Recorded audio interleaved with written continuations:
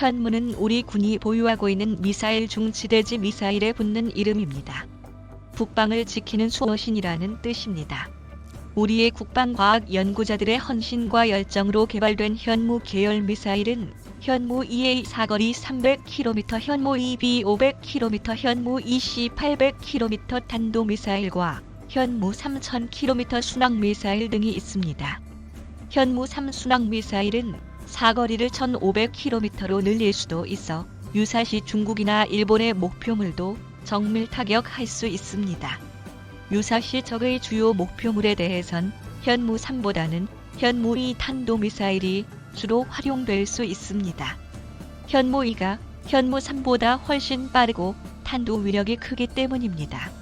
이러한 가운데 드디어 문재인 대통령이 2020년 7월 23일 국방과학연구소를 방문해 세계 최고 수준의 탄두 중량을 갖춘 탄도미사일을 성공한 것에 축하 말씀을 드린다고 언급한 것도 이를 염두에 둔 것이라는 지적입니다. 26일 정부 및 군 소식통들에 따르면 국방과학연구소는 몇 차례의 시험에 실패한 끝에 현무 4 미사일 시험에 사실상 성공했다는 전언입니다. 현무 4 존재가 외부에 처음으로 알려진 것은 지난 3월입니다. 국방과학연구소는 지난 3월 24일 충남 태안 안흥 시험장에서 현무 4 2발을 시험 발사했지만 한 발은 실패했는 소식에 국민들 모두 안타까워했는데요. 전문가들은 김일상 적들을 혼란시키기 위해 거짓 정보를 준 것이라는 말이 대세였습니다. 괴물 벙커 버스터로 알려진 국산 신형 탄도미사일 현무 4 최대 사거리 800km의 사거리를 300에서 500km로 줄일 경우 탄두 중량이 4에서 5톤 이상으로 늘어나 울릉도에 미사일 기지를 구축하거나 발사대를 개조해 3,000톤급 잠수함 잠대지 이지삼 함대지 개념 설계 중인 화력합동함 함대지 등에서 발사하면 일본 후지산 분화구를 정밀 타격해 화산 폭발을 유도할 수도 있을 정도로 그 파괴력은 어마어마합니다. 미러중 등 강대국은 물론 북한의 단거리 탄도미사일도 탄두 중량은 500kg 1톤 수준이어서 4에서 5톤 이상 수준은 세계적으로 유례가 없는 것입니다. 대륙간 탄도미사일의 경우 사거리가 길고 엔진 추력도 강하기 때문에 탄두 중량이 5에서 10톤에 달하는 경우도 있습니다. 하지만 단거리 미사일은 엔진 추력 등을 감안해 500kg 1톤가량의 탄두를 탑재합니다. 2톤 이상의 탄두를 달 경우 머리가 너무 무거운 가분수 미사일이 돼 안정적으로 비행하기가 어렵습니다. 정확도도 그만큼 떨어집니다. 우리 공군은 이미 미국에서 도입한 GBU-28 벙커 버스터 정밀 유도 폭탄을 보유하고 있습니다. 걸프전 등에서 활약한 무기로 철근 콘크리트는 6m, 일반 토양은 30m 이상 관통에 들어가 폭발합니다. 미국은 재래식 무기 중 가장 강한 관통 능력을 가진 것으로 알려진 GBU-57 MOP 벙커 버스터를 개발해 운용하고 있습니다. 중량 14톤의 탄두 중량도 2.4톤에 달해 철근 콘크리트는 강도에 따라 8에서 60m를 관통할 수 있습니다.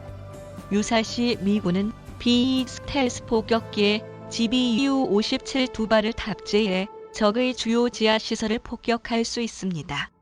하지만 이들 무기도 지하 100m 이상 깊이에 있는 적의 전략 지하시설은 파괴하기 힘들다고 합니다. 개발 완료 단계에 있는 B-61 12신형 전술핵 폭탄은 적의 어떤 지하시설도 파괴할 수 있지만 핵무기여서 실제 사용하기가 쉽지 않습니다.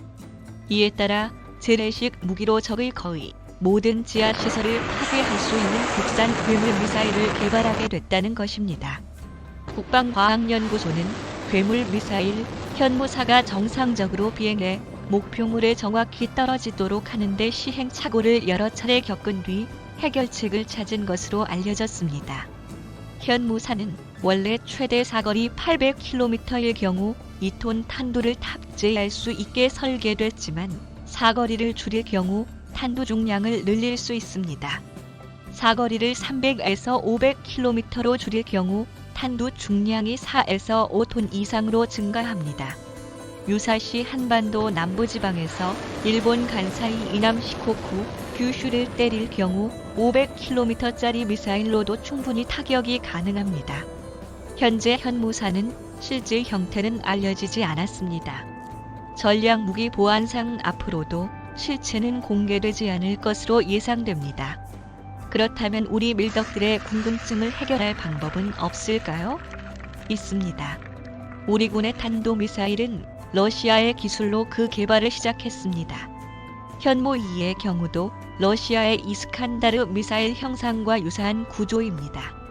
이를 바탕으로 현무사의 실제 모습을 유추할 수 있는데 현무사가 무기 상식을 깨는 가분수 미사일이기 때문에 그 형태를 상상하기란 좀 어려움이 있는 것 또한 사실입니다.